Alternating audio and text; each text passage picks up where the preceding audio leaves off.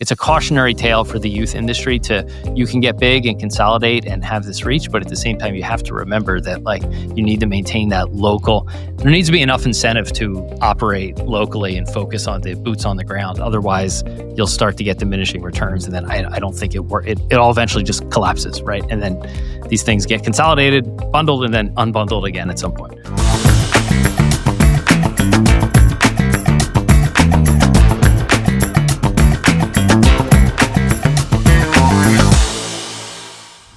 Welcome to Sponsor Bowl, a podcast that brings together sports organizers and brand leaders to talk about the business of grassroots sports. I'm Garrett Shea, and I've spent the last 20 years in the youth sports industry, where I've built nationally televised sporting events and corporate sponsorship programs. I created this podcast to bring in experts from across the sports industry and have them share what they do in the space and how they do it. My guest today is going to talk about the media and business side of youth sports, including launching a B2B media platform, and some of the trends are hitting the youth space now. Please welcome founder of Buying Sandlot, Kyle Scott.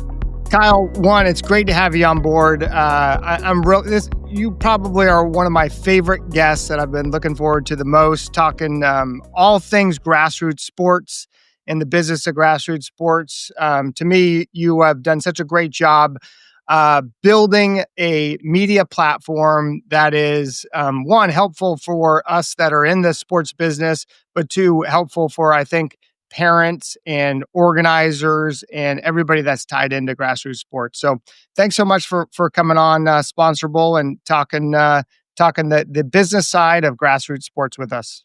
Yeah, thanks for having me, and I appreciate the kind words. Yeah. So maybe give us a little insight on, why did you start Buying Sandlot? Kind of what drove you into the business?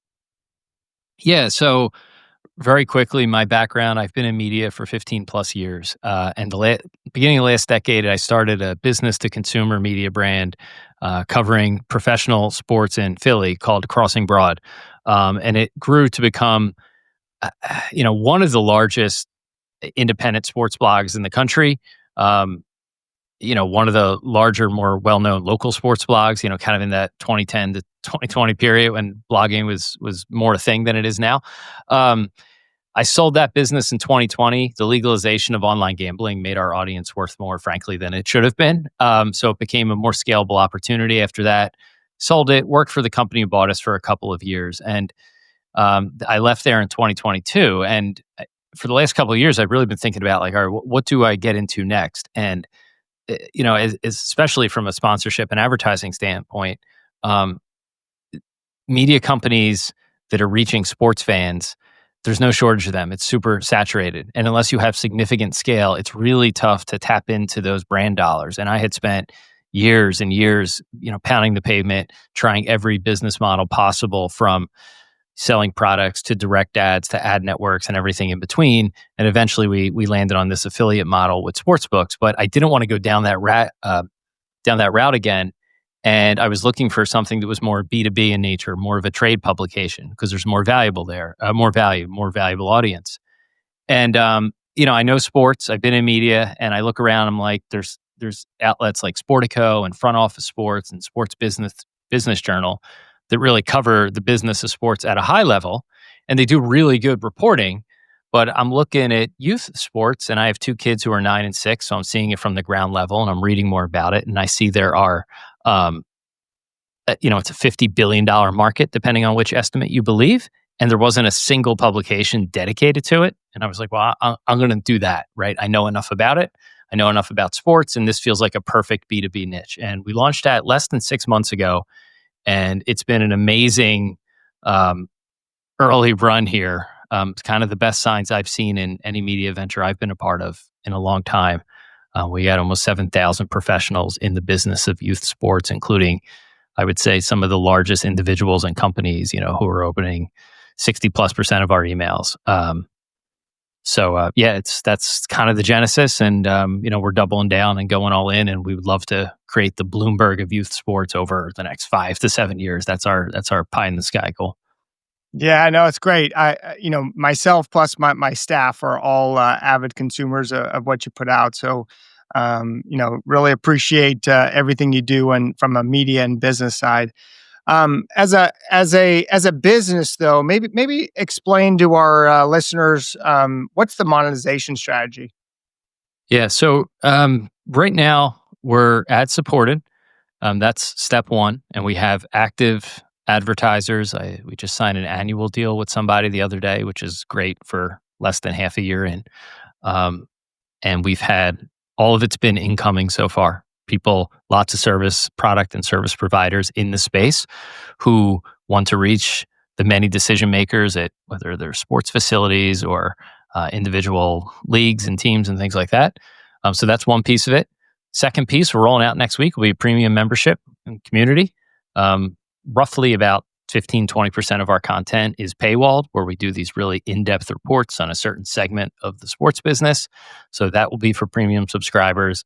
And we also think there's a huge networking opportunity there. There are other sports networking groups out there, but they tend to focus on the more the financial side, the investor side. And we're looking around and we're like, we got hundreds, maybe thousands of individual owners and operators in youth sports who can come together for a variety of reasons. And there's been a good early appetite for that in our beta launch. So that will be the second part. The third part is we really look at ourselves as an events business long term. We'd like to have 2 to 3 annual events. We're just in the planning stages now of we want it to be the youth sports business conference next spring. So I would love to have 3 buckets that are all equally filled and try to keep those as balanced as possible over time. So we're not over indexing on any one revenue stream. Sure. Love the vision. And the good news too is that I'm sure you've been in the business for 15 plus years. Like when I got into the business, which was probably closer to 25 years ago, it was SBJ, and you had the printed copy that got delivered to your office, and SBJ was one of the few and only sports business media outlets there was. And you kind of look at where they've taken their business, and obviously they've moved it up, pretty much all online. They've developed their conference series, so you've got a little bit of a blueprint that's got to be helpful. Who do you uh, you know are there entities that you kind of look at and say, hey, I really like what they do, I want to do more of this or less of that? Are there any kind of entities that you're able to kind of build your business on? Yeah, I mean, I wouldn't say there's one, but I always have looked towards entities, often in other verticals. Sometimes sports could be a little bit behind anything, and this would include media, whether that's tech or finance media. I've noticed tend to tends to be more on the cutting edge than what you see in sports by a couple of years. So if you look maybe over the last 3 to 7 year period, working backwards, think there's a lot of examples in tech and finance where there's been these individual niche audiences. Maybe look at the crypto space, a good example. And there was a newsletter called Milk Road, and they had 250,000 subscribers covering the crypto space, which is a niche of finance, right? It's not just CNBC; it's the crypto piece of that. For to oversimplify it. So I've always looked at those. In sports, I'm a big fan of John Wall Street. I know Corey Leff a little bit, who runs that. He was with Sportico for a time. He has a newsletter that goes out 3 times a week. Um, he's a guy with a hat like me, right? Jersey guy, by the way. And I've always read his stuff and thought what he was doing at kind of the macro financial level was really, really interesting. And I knew he built up a loyal audience, and I could see him holding events with, I think the commissioner of Major League Baseball, Rob Manfred, showed up to one of his events, and he gets lots of heavy hitters. And I'm like, and he touches on youth sports a little bit. And I'm like, well, what if we double clicked on just that one space? And I think the future of media in general, I mean, with continue to be blown away by AI, and every new feature rollout just sort of blows your mind. And I'm like, I want something where it's super concentrated, that AI can't just come and recreate my newsletter first and foremost, where we have some proprietary data, but then also where we're building a community. We have data and surveys that we're getting from our people. We're bringing people together who are in a niche space, not just sports, not just activity or equipment, but the business of youth sports. So looked at a bunch of stuff, and you just kind of take pieces of things. You see things everywhere, right? It's like, you get ideas from, you can be a blog about makeup and you say, hey, I like what they're doing with their audience. Let me apply that to mine. And I try to read as much as I can on every vertical in media to keep up on it. Outstanding. Well, for those of you who are just joining, we've got Kyle Scott, or founder rather, of Buying Sandlot, on with us. And make sure you like and subscribe to our podcast, Sponsorable, so we can continue to have great guests like Kyle Scott on. So, Kyle, as you kind of look into the space and love the idea of events, bringing together executives and leaders in the space, certainly to network on a national level. There's, for those of you who aren't as familiar, there are very, very few national conferences focused on the business side of youth sports. I think there's a couple of groups out there that have very niche kind of events but they really only target their audiences or their members to come on. So like there might be a group like Stack Sports who only has their customers come in, or RCX NFL Flag type of group only has their league operators.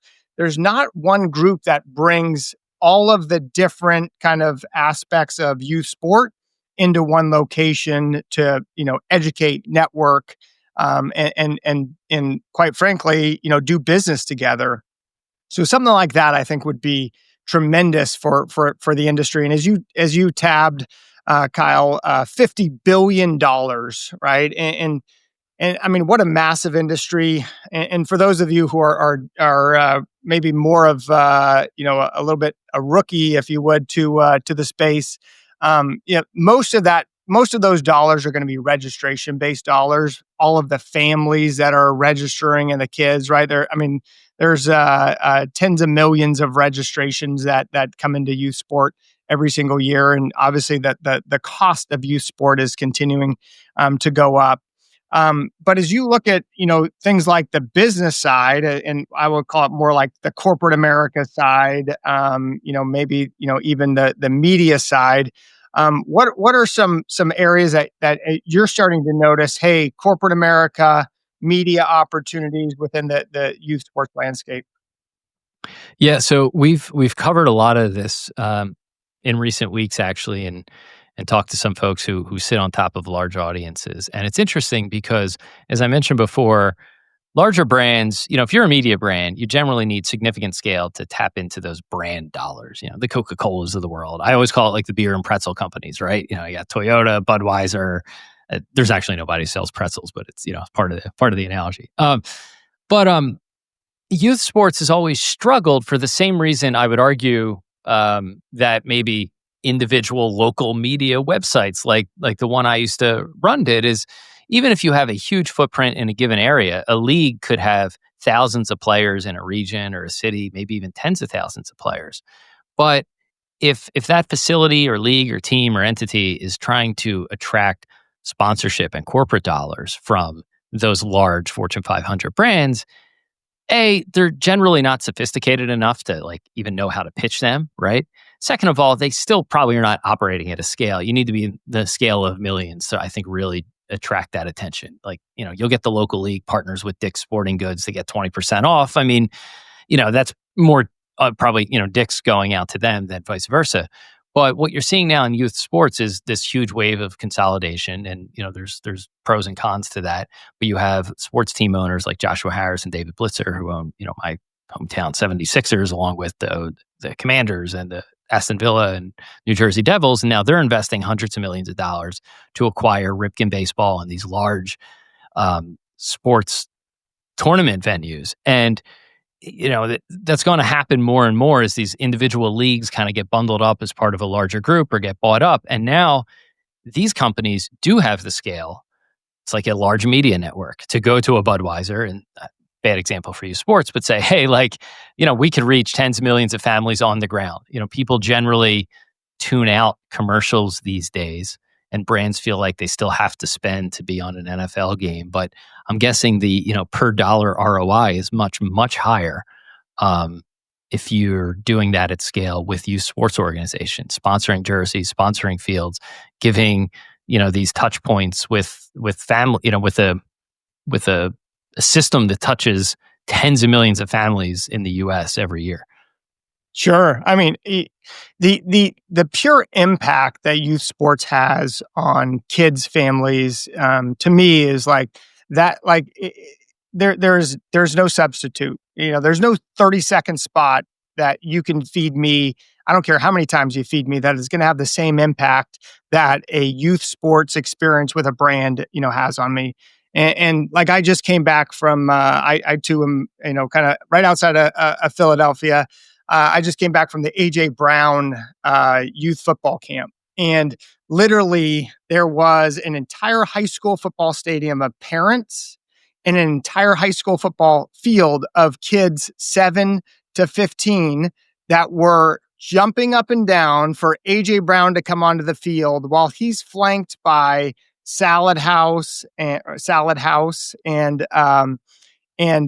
Dude Hat or Dud Hat dentists and D1 training and all of these great partners for his youth football camp. And they're all over his jersey. And to me, as a parent, I sit there and say, man, like all of these brands are supporting, tied to AJ Brown. They're supporting the kids and the families and the communities. Like, why wouldn't I, next time I see a salad house, I'm stopping by and making sure I go in for lunch. When it comes to, training for my kid, I'm looking at D1 training.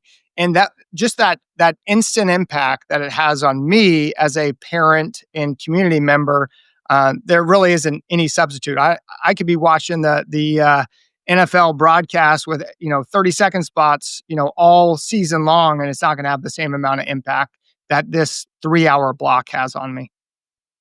Yeah, no, it's so true. And I think, I talked to the CEO of Play On Sports, and they recently acquired Max Preps, which is it's the largest kind of high school sports scores, schedules, information website.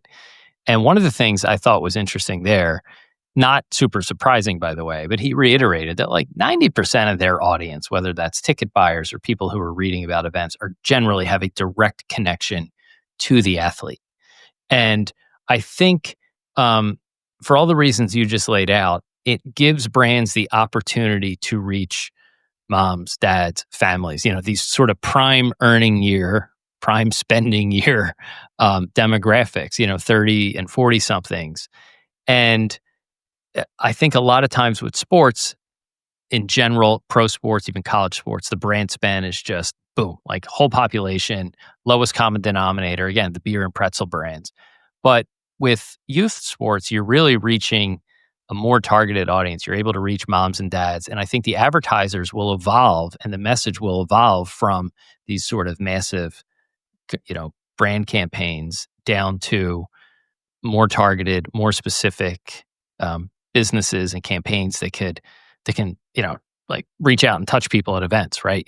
Let them interact with your product, let them interact with your service. And that could be insurance companies, but it could also be products and services that they're speaking directly to moms and dads, whereas maybe they wouldn't have been able to reach them through sports before. So I do think it will be a different type of advertising experience. But to your point, because you're there, because you're supporting kids, if done right, it sticks a lot more than a commercial on TV during a Phillies or Yankees game. Sure. And you brought up David Rudolph, the CEO of Play On, and then obviously, like I look at Play On, I look at KKR, which is a big private equity group that has basically rolled up all of, to me, all of the major the national high school sports entities. Right? They bought GoFan, which is the digital ticketing. I'm sure they bought a couple others. They've Play On, which is now runs the NFHS network, and Max Preps, which does all of the stats and data, as well as a number of other things across high school sport. And I find that to be, really, really interesting, especially as you look at, it used to be, and I know Andy Beal very well. Andy was the founder of Max Preps, and Andy would say, when Max Preps was a standalone, they kind of drove it themselves, right? They were their own entity, And then at some point they got bought by CBS. And CBS then said, "Hey, listen, we're gonna take over your advertising sales." And so what transpired was CBS, like all their sellers, and I can't blame them for it. All their sellers are selling Super Bowl. They're not really that concerned with selling Max Prep. So it became this add-on. It became this, hey, we're just going to throw this in for impressions. And to your point, that is the exact wrong way to sell high school sports. Like, you've got to think strategically, you've got to think connected into these communities and what brands are really going to activate and engage, because it isn't a, beer and pretzels, sell. It is really like, in order to do high school sports well from a media perspective or a advertising perspective, you've got to find the brands that actually are going to, deeply care about this audience. And I point to, I did a lot of work with the United States Army. And that's kind of how I came up in the event and advertising world, was learning from the Army and their agencies about how to activate, how to advertise, how to market. But they were huge in high school sports. And of course they were, because they wanted to target the 17, 18-year-old, fit student athlete. But also, hey, listen, they want to also reach the students who wanted to be that, that student athlete as well. Or maybe it was this, and it evolved to be the science and engineering student, because now, as the Army is evolving as well, they're looking to diversify their recruiting. So like, I look at it and say, man, like the Army to me did such a, magnificent job marketing on a national level into the high school sports world. And but you don't find, like, at some point we've got to find those brands, and part of it, because I am on the sales side, my agency, builds and sells a number of sponsorships on a national level, regional level. So you see the level of sophistication of some of these agencies and understanding of youth sports. And typically, it is the agency or the brand that has a person in charge who has a kid that is actually a high school student athlete or a youth athlete. And as a parent, right, they're living it. So they understand the value, and they understand, like, how to market to the audience. But that's where it's like, man, when I speak with an agency or a brand that maybe doesn't get youth sports, it's like it almost is like, all right, we just gotta find the right people on the corporate side. Yeah, no, and such a good example you give. Everyone I talk to in this space who's active, it's the same thing. I have a kid who plays sports, right? Like, it starts there. Almost like, even we surveyed our audience. I think 80% of our audience said they're either also a parent or a coach, right? Like, who are in the business of it. You almost have to be, because you don't get it until you kind of see. You're like, oh my god, this is a giant world that you don't see in your teens and 20s, and you don't see when you're 60 and 70, and you see it when you're in these kind of middle-aged years. Um, to your point about CBS maybe struggling to sell Max Preps or something like that. Again, I've lived this. I mentioned earlier, I sold my local sports brand to a company, publicly traded company in the UK, that was working to aggregate all these websites to tap into this huge gambling ad spend from companies like DraftKings and FanDuel. And we were a piece of that. We were a big piece of what they did, but eventually they spun that company off. It's now owned by Sport Radar, right? So my old little website, which was big in Philly, but not big on the grand scale, is now an appendage of Sport Radar, right? Sport Radar has billion-dollar deals. They are a multi-billion-dollar company. They are not concerned with this single seven-figure, little company that has 3 employees, that's a part of it. And I could see, that they're struggling to really make the most of what could be a good business for a small group. So I think in youth sports, we do need to watch about over consolidation, because to your point, you get to a company that's too big, any individual youth event or youth partnership needs some ground level, regional, local execution for it to really work. And if you get too big and you're just trying to bundle stuff together and count everything as eyeballs, it becomes a lot harder to execute on that. So I think it's a cautionary tale for the youth industry to you can get big and consolidate and have this reach, but at the same time you have to remember that like you need to maintain that local. There needs to be enough incentive to like operate locally and focus on the boots on the ground. Otherwise, you'll start to get diminishing returns, and then I don't think it all eventually just collapses, right? And then these things get consolidated, bundled, and then unbundled again at some point. Yeah, I mean, to your point, you can't sell spots and dots when it comes to youth sports. You've got to sell impact. You've got to sell story. You got to be able to sell, strategic connection, integration. Like those are all things that, just showing my signs at to 100,000 youth sports parents doesn't really help unless I can tell my story as to why, like, how am I impacting your kid and your community? And that's where the power of youth sports, and youth sports marketing, I think, really takes effect.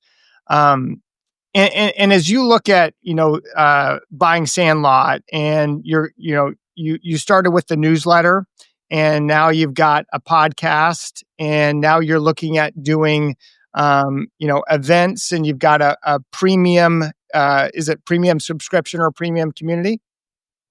Yeah. Right. Where maybe talk a little bit about your, you sold one company, now you've started in the next, like what the business infrastructure in order to build and grow buying Sandlot. Is this something that you bootstrapped it on your own? Is this something that you went out and seeked investment on? Yeah, so totally bootstrapping this one and largely bootstrapped my last one. It was like 7 years in when the opportunity got larger, we took on a little bit of money, but that was more just like kind of almost like short term, like so we could bring on some more people. For better or worse, I always seem to like lean towards bootstrapped businesses. I'm certain with buying Sandlot, there's enough stakeholders just in our audience, I think, who are liking what we were doing that if we needed capital, I think there's enough people who believe in it, that it wouldn't be a challenge for us to raise some money. Um, and maybe long term, that would allow us to build a much larger media company. But for me personally, I'm not sure that's necessarily what I want to do. I sold my last business, did well. I was young. I was 38 or 39 when we sold it. I'm like, well, this is great, but like I like doing stuff. I think you would find a lot of people who sold a business, especially at a young age, are like, all right, well, what's next? This is it's cool, but like I enjoy the hunt. So part of this is like, hey, let's build a profitable business from day one. Let's keep it lean. Right now, we're about 2.5 people. We'll probably grow to like 3.5 or 4 by the end of the year. Not a lot. Let's throw a hugely profitable event. And if over the next 3 to 5 years, I could turn it into a really decent cash flowing business, I'm enjoying this. Like it's fun. I enjoy sports. I enjoy media. I like marrying, kind of my business side of my brain with the content piece. So I'm not necessarily building this to sell it. I am aware that if we could build a good events business, like over time, that's a piece you could definitely sell. There's some, pretty good comps out there for that, but like that's not really the goal. And it wasn't the goal of my last business. It was like, hey, I want to build a business that I like working in every day. And, I think they tend to be over time the better companies that you can sell anyway when the time comes because they're built to run profitably. And I see it. I'm seeing it in youth sports, not with media companies, but you see a lot of people who see the boom, see the froth, trying to quickly raise money, get these, metrics up that are slightly inflated to sell it off and command a multiple. And like that will work for some companies that have really good product market fit, but a lot of times, like they're not the businesses I think most people should be buying anyway. Um, so yeah, for me, it's a bootstrapped endeavor, I guess. Yeah, no, that's great. And I mean, as I look at the industry as well, I see some of these, whatever they may be, sports funds, private equity groups who come in and their ideas, hey, I'm going to buy 100 different clubs, youth clubs. I'm going to roll them into one entity, and then they're going to be worth, 12x, right, or whatever. The reality, though, is it's still like on an operation side, it's still like those are 100 I would call them small, mom and pop type operations where to think you're going to roll them into one more sophisticated, scalable entity, I think that's a big challenge. And I continue to see, groups like that fail. And that's mostly because I think a lot of people think youth sports, they think, oh, it's easy. Like my kid plays youth sports. I know everything about it. And where the case is, it's actually very, complex when you look across sport, geography, age, type, when rec versus travel versus, other types. And so it does become complex, and you do need to, at some point, really, you got to understand the space before you start buying up and rolling up, different entities. Yeah, yeah. I've talked to some founders in the space, and like I'll always hear about these crazy edge cases that they couldn't have anticipated.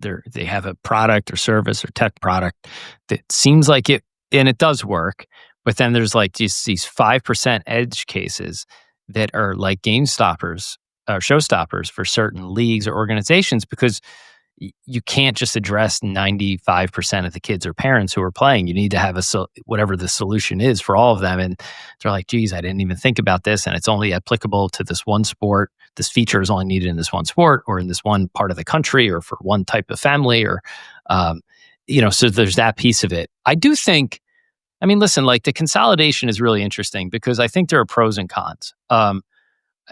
Overall, I think what Unrivaled is doing is good. Um, Being able to professionalize and I've talked to other people, a guy who owns 7 baseball facilities, All-Star Baseball in the Philly area, that he's self-funding expansion to 30. And they're like, look, we're not going to go in and change the brand. We want to keep these brands. And I think by and large, Unrivaled is trying to do the same, keep the on-the-ground brands, but provide the back office infrastructure. That could be really beneficial because, sometimes the alternative is you show up with your kids to an event or a field, and I'm sure we've all experienced this. There's a safety hazard there, right? There's something with the field. There's a coach who doesn't know what they're doing. There's just something where you're like, wow, like I don't really want my kid participating in this. I think when you have a larger company behind more of these things, there is sort of that base level of expectation that hopefully they will they will be incentivized to, create. So it is at least safe and structured for kids. So I think that's the pro of consolidation. The con is so much of the focus on participation and training is on becoming an elite athlete, right? And listen, lots of people will become elite athletes and more will get paid now thanks to NIL and college payments. So I think you're only going to see that increase. The flip side of that is most people, the vast majority, are participating in youth sports because it's entertainment, it's recreation, it's good, positive recreation. And entertainment, by the way, is a big business too. And what I'm seeing in youth sports, especially around the consolidation piece, is everyone wants to drive towards a player getting better, stronger, analyze, optimize, right? And that could definitely be good for the players who have pro and college prospects. But entertainment's a big business too, right? Like Walt Disney World is entertainment, right? You could still be in the business of youth sports and grow a 8-9 figure company just by focusing on making the entertainment aspect the best. And what I see is all of the big money, generally speaking, is just sort of steering kids towards the get better, get better, get better route, right? There's a difference between like improving and having fun and productive improving and then like optimizing to be a college player. And that's where you see kids burn out. So I think the industry, while consolidation is good, I do think parts of the industry would be well served to like make a great entertainment experience. And that too is a big business. If it's fun and safe, like people will pay for that too. You don't have to train the next D1 athlete to make money. Sure. No, that's I really like that perspective and agree with it. I think the entertainment side, because that is where the struggle. And as a parent and as somebody who's certainly built and run a number of national sporting events, mostly on the grassroots side, there is that balance because that it's just the pure stats are 1% of 1%, right? So it's like, point whatever percent are ever actually going to play college and then ever actually going to play professional and get paid to do so. But there is so much value, and I see it in my own kids, in making sure that they're healthy and active and working on, in a team environment and traveling to different, locations. And like sport opens so many doors. And like Disney's an interesting example because they have the ESPN Wide World of Sports. And I mean, the amount of tournaments and kids that they bring down and they marry that up with the Disney experiences. I mean, that's in my mind, that's the true, business side of sport and Disney is probably the extreme because to your point about the person that runs the baseball facilities across Philadelphia, you're trying to attract all of these families to come into into the communities and towns and engage in what is, I think, professionally run tournaments or professionally run youth sports experiences. And that to me is like, that's where it's like, okay, that how do you build and grow that? Because I mean, you look at groups like SFC, who now they're on more of the management side of all these youth facilities. But I mean, the youth facility business to me is a very interesting one. And that's why I think Unrivaled or the folks that you had referenced about Ripken Baseball, so Unrivaled Sports, they're very interesting because Ripken is one of the few groups that owns their own facilities and operates all of the programming. Because the challenge I see with like some of these youth sports facilities are they might just be it's a rental. So there's a whole different mix of groups and events that pass through, but there's not that there's not that quality, consistent experience.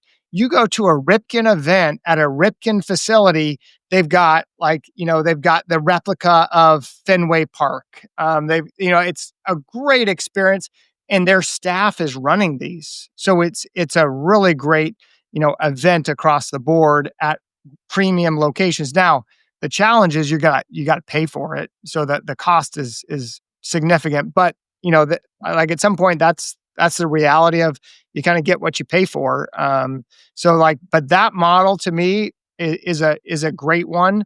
I don't know how many folks can replicate it because it is right. Billy and Cal Ripken at some point had this vision, and they launched Ripken Baseball in their hometown of Aberdeen, Maryland. And it's like, and it was their legacy. And now, right, a different group has come in and acquired it.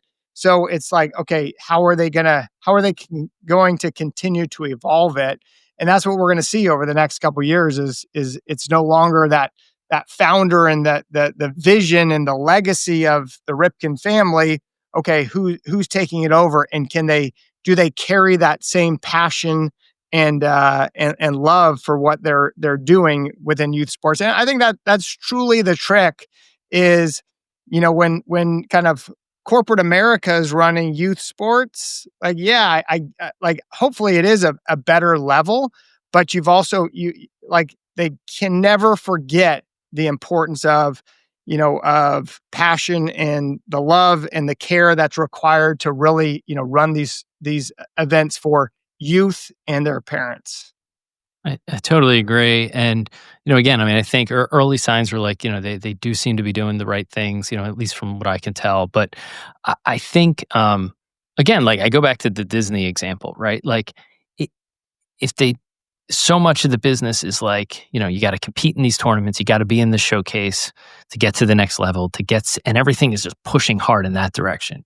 And it's like you can keep these incentives generally aligned if people, like you mentioned with Ripken, my kids aren't old enough to have played there yet. Maybe in the next couple of years, we're not too far away. I would, love for them to participate there, but everyone I know whose kid has participated, like, oh, it's an amazing experience. So cool. Kids loved it. Right. My brother-in-law played in Williamsport, not the Little League World Series when he was younger, but like a year later. And my wife always says that like one of her best memories as a kid was going there to see her brother play. They spent the whole weekend there. And like that should speak to corporate America and private equity to say, hey, like if people are talking about this years later because of what a great fun entertainment experience it was, your incentive should be to create the best possible experience for the kids. And they don't have to be angling to be professional or pro players out of it, right? Like just create great experiences. And then you could charge a premium for better or worse for that experience, the way, Ripken does. So in some ways the incentives are aligned. Where I see them becoming more, misaligned with development of the players, just like everything, because there's more money in training and training tech, everything pushing towards that. And then it's a great experience for the really good players, and for everybody else, they just leave and be like, shoot, I'm overmatched, like, and now I want to quit, right? That's not what you want to create, both from a long-term customer perspective and from a, a moral perspective. Sure, sure. And and is obviously you launched buying Sandlot. You've been up and operating for 6 months. Now, maybe talk a little bit about some of the different great stories that you've been able to to cover via buying Sandlot. Yeah, I mean, you mentioned it, like the facilities, we call it the Great Youth Sports Facility Arms Race. It's every newsletter we send. There's a $50 million, 120,000 square foot facility getting built in a town you never heard of, like like clockwork, right? And I'm always amazed at the interesting ways um, that these are getting financed. Right, in some cases, it's private money. There's one in Kalamazoo where they're putting an assessment, a tax. I'm sorry, an assessment, not a tax. Their official corrected me that it's not a tax. Don't call it a tax. An assessment on local hotels of 4% every room booked, because this will drive. Big part of youth sports is the travel piece, not just the tournament entry fees, but the amount families spend on travel and at hotels. That's definitely rolled up into that $50 billion number for sure. So, they're charging the local hotels, and they could decide whether they want to pay it or pass it on to customers, and they'll probably pass it on to customers. There's another one. I want to say it's in Iowa, and they're aiming to facilitate. They want to build it through sponsorship and naming rights, which is probably most interesting to your audience. And we're looking at the math, and they're looking to raise tens of millions of dollars they want to sell in sponsorship and naming rights. And then we see, I forget the facility, where there's like a pretty good ROI on the naming rights. And you're talking like the high watermark for like something like this is maybe $1 million individual deal right now. And they're looking to raise like 20 or 30. So there's a huge disconnect. And I think what the sponsorship, naming right, individual facility advertising market is, and how some of these areas want to fund it by getting some company to slap their name on it. And the only place where you're really seeing that work is when there's large local companies that want to kind of entrench themselves in the community, and maybe they're willing to write about a bigger check than they otherwise would. So that's a really interesting story that just like never stops ending. I just continue to be amazed, frankly, by all of these little layers of the onion, these little facets of youth sports that you never thought existed, even as a parent. And then you're like, wow, there's like a 8-figure business that covers this piece of it and that piece of it. And that to me is kind of the most interesting part. It really is a large industry. And I think the consolidation will create more large companies, because now they don't have to go sell to individual towns and leagues that are often nonprofit or run by dads or quasi volunteers. They can sell their product or service to an unrivaled or a perfect game, and boom, you're in front of millions of people with a single partnership. So I think it will create bigger supporting businesses just because they can scale, through a handful of partnerships. Sure. A and I would tell any business person or entity, if your primary revenue channel is sponsorship and that's your business model, you have a flawed business model. And it is not sustainable. It is I mean, you're talking 1 out of a million groups can pull that off. And we were one that did, and we had sold through the US Army for a program called the US Army All-American Bowl, and at the time we put it on ESPN, then moved it to NBC. And the Army was a great partner, and they were a great partner for 17 years. But at some point, that time comes and goes, and for an entity, I would say, what do you do when your big naming rights partner walks, right? Like, and if you're building a facility with the hope and the prayer that you're going to sell naming rights sponsorship, I think you've miscalculated. Like you've got to have, it's got to be a diversified revenue stream in order for you to be not only successful, short term, but successful long term. Because it's just not sustainable. And that's any client or potential client that comes to me and says, "Hey, Garrett, I want to hire your agency to help me sell our sponsorship." And I dig into their business and they say, "Well, our whole business is built off of selling $2 million of sponsorship." And I would tell them, "Hey, thanks, but no thanks. It's unrealistic." So I think that the misnomer that sponsorship is this magic bullet. I just think that's people who have never been in the business or has never, quite frankly, sold sponsorship before. Yeah, no, it's very, even for a media company. I mean, it's not, it used to be, media companies could exist solely on sponsorship, but just anymore, as we talked about earlier, like it could be a piece of a media business even, but let alone an in-person business. I think you're going to see so many of these larger facilities in all these feasibility studies. They all cite the number of potential participants within roughly, it's usually like a 3-hour drive, right? A 3-hour radius. And just one day, like I just chose a couple of them. And this is like Indiana, Michigan area, like, very Midwest. And I was like, well, let me put these on a map. Like just on Google Maps, I was like, well, here's this one, here's this one. And then you start to draw these circles around, like, uh-oh, I'm seeing lots of Venn diagrams here, right? Like, there, it works until a point. So I do think not only just, relying on sponsorship, which a few of them are like specifically, and then it's a piece for others. But I just think it, everyone's getting out ahead of their skis. And if you ever see those photos of the old Olympic parks in Greece or whatever that are run down, like there's already some youth ones, but as more get built in 5 to 7 to 10 years, you're going to see like lots of these abandoned things that it's like, like all these things have 8 basketball courts to convert to 16 volleyball courts. The ratio of people to volleyball courts isn't great. So who knows? Yeah, it's going to be like the American Mall, right? It's like, and that's and that's, I think, the challenge, at least as I look at it, because I do see the youth sports facilities as a great opportunity for our kids to be able to go into, especially living in the Northeast. 4 months out of the year, like kids are indoors, and the fact that there are so many youth sports facilities that I can go and take them to, and they can run around and play basketball or indoor soccer or whatever it may be, is truly a godsend. So like you want them to succeed, but you also, in the same sense, need them to be realistic, because, if they're building a business off of things that are just, unattainable, that's where that's where the challenge is.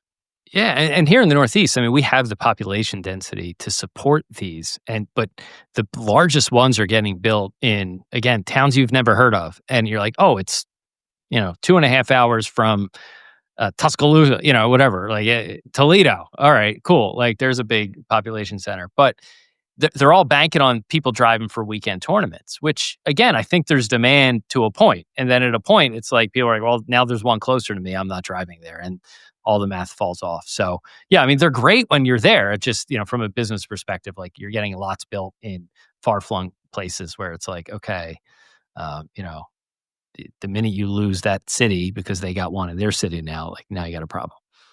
Sure. So as we kind of wind down, and you look towards the future of youth sports, what are you looking for in 2026?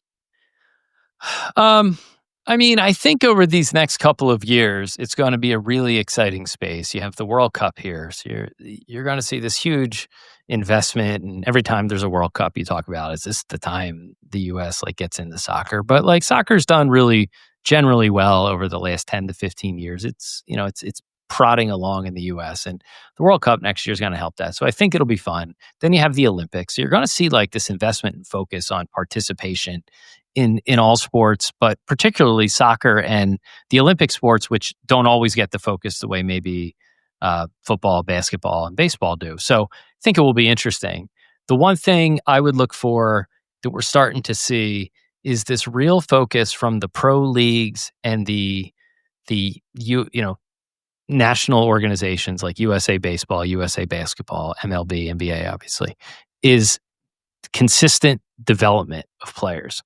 The USA Basketball in particular sees the Olympics every 4 years, notices how a much more talented team always gets like taken to the wire by a team with way less talent from the Balkans or somewhere in Europe. And what they've done is they've looked, and Luka Doncic has been a part of kind of trying to bring this to the US with his foundation, is, these training systems they have over there, they'll start at age 10, they'll go to academy, they'll get consistent quality coaching. And all the leagues now are beginning to look at like that model and say, all right, in the US where in baseball, it's, what's your exit velo at perfect game and what do you look like on Instagram? Basketball is showcasing your skills to get a big NIL deal, similar with football. And I think you're going to see the organizations put a lot more effort and time and focus into quality coaching at the youth levels, consistent coaching, right? I mean, we all try. I'm a volunteer coach for the rec league, and I played baseball. I go to Phillies fantasy camp every year. I pick up some tips and try to teach them to the kids. But like what I'm teaching them is what is different than what their travel coach is teaching them. So I think you're going to see over the next couple of years a real focus on consistency and quality coaching to sort of push back on this, or at least try to like hold the line against this wave of like social media, me first, look at me, let me get my NIL dollars, right? Because it's in the long-term interest of the sports in the league to be turning out quality team-focused players versus individual star athletes, I think. Yeah, I mean that's a very interesting take.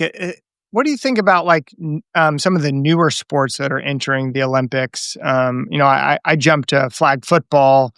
I feel like some of the newer sports have a blank slate, and especially with the interest, I'm looking forward to this coming NFL season to see what the NFL does to promote and kind of really drive the flag football message and that journey into the Olympics. But I also look at the NFL and the possibility that they're going to start to roll out professional flag teams. So like the Washington Commanders have their own male and female commanders flag football, teams, and then likewise potentially academies and drive down. I think that's really interesting, especially like the new sports probably have a much better opportunity to build out new, like some of that more cutting edge framework, like, hey, we're going to create an academy, then maybe, the sports like basketball and or even, tackle football, et cetera, that will probably be challenged because those are, they're so kind of fixed on, hey, we already have the system in place. So they're, nobody's going to be able to come in and really, create the new cutting edge system. But, I look at something like flag football and think, hey, that's a really interesting sport to push. Yeah, yeah, and from the academy piece, I meant more of like, just sort of the focus on content and like training even volunteer coaches, so there's some level of certification. But I completely agree with you on flag in particular. So hot right now. It's done two things, right? You have lots of parents, myself included. I have two boys, 9 and 6. They're not playing football, right? I mean, not you. If you're watching the video, I'm pretty skinny, right? Like my kids look like me. We're rails, right? We are not a football family, right? There's lots of parents who just don't want their kids playing football for injury concerns. Flag's a different beast, though, right? Like, so you would now open it up to those families. Let alone you open it up to girls, right? There's not hardly any girls playing tackle football. I'm sure there's some exceptions, but like you now open up an entire major sport, the biggest sport, to girls in a safe way. So I think that's why you're seeing the growth. And we've run some of the Google Trends charts for like searches for girls flag football and flag football. And over the last 5 years, I mean, it's literally from like 0 to 100, like straight from lower left to upper right. And it's going to keep going as the Olympics come. So I think the NFL is really using that as a way to get people into the sport. And then, hey, through middle school into high school, this person's got some talent. Now let's find the winners and put some helmets and pads on them. And I think, for the other newer sports, there's lots of these kind of like esoteric one-off sports, and there's a lot of momentum behind that. The indoor golf thing that's happening. I could see NFL focusing on pro flag and stuff like that. I think these will always have the potential for ROI because they're starting from zero.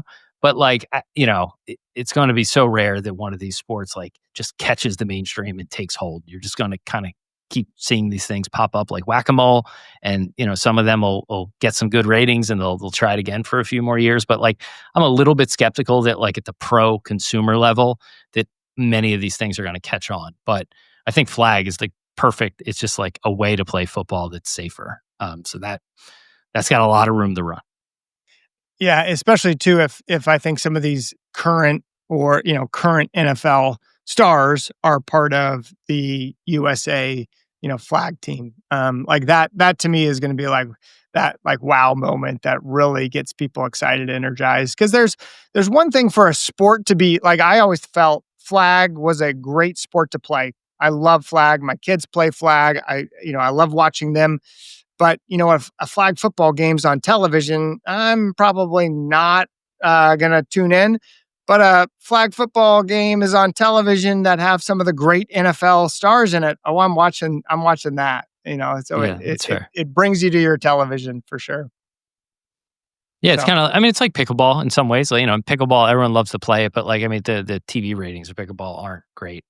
I do agree with you. You get Tom Brady shows up or Gronk or, any of the current guys, and you're like, okay, I'm going to watch that, but maybe it's a novelty, maybe not, who knows? Well, Kyle, really appreciate you coming on. This has been a great conversation for me. Love what you do with Buying Sandlot. Love the fact that you're building this platform, B2B in the youth sports space. Something that our industry definitely needs, and it's great that you are leading and driving this into the space. For those who are listening that want to get in contact with you, what's the best way for them to reach out to you? Yeah, just go to buyingsandlot.com. That's our website. Right at the top, you'll see a way to sign up for the email. It's free. We go out Monday, Wednesdays, Fridays, almost every week. And then from there, if you like what you see, we'll try to upsell you to our premium community. But, start there. And if you want to get a hold of me, you could just hit the reply button on any of those emails. And at least for now, they still all come to my inbox. So as long as that remains sustainable, that'll be the case. But you can find me there. And for advertisers that may look to work with you and do advertising with Buying Sandlot, maybe give just a quick what's the inventory? What are the opportunities for an advertiser to get involved? Yeah, sure. So my lead line, and I'm still trying to perfect the exact wording of it, but it's there's no way to reach a larger consolidation of youth sports professionals than with a single Buying Sandlot email, which I think is true, perhaps by a wide margin. We're showing up in the inboxes of C-suite people at, the largest companies and platforms in youth sports, all the way down to the individual facility owners and operators. And there's lots of engagement with it. So I would start there. And our packages are, I don't like, for all the reasons we just talked about facilities, I don't like just throwing a banner, throwing a logo on something and saying, hey, you're a sponsor. I put you in front of all these eyeballs.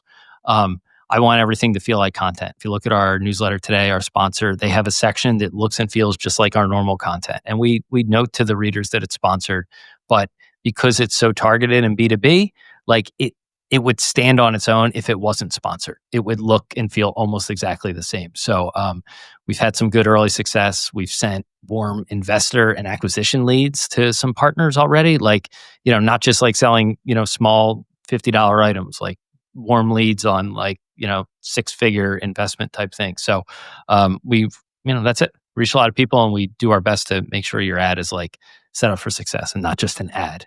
We write it in our voice, and you give us the go ahead. Yeah. Yeah. Well, I may be reaching out to you because I probably have one or two clients that could certainly utilize your platform. So it would be great. It would be great. And we have an event next year, so I got to start thinking about selling event sponsorships. But I don't know what those packages look like yet. But they'll be worthwhile, hopefully. Great. Well, hey, thanks so much, Kyle, for being on Sponsorable. Great podcast episode. Truly appreciate you. Yeah, likewise. Thanks so much for having me.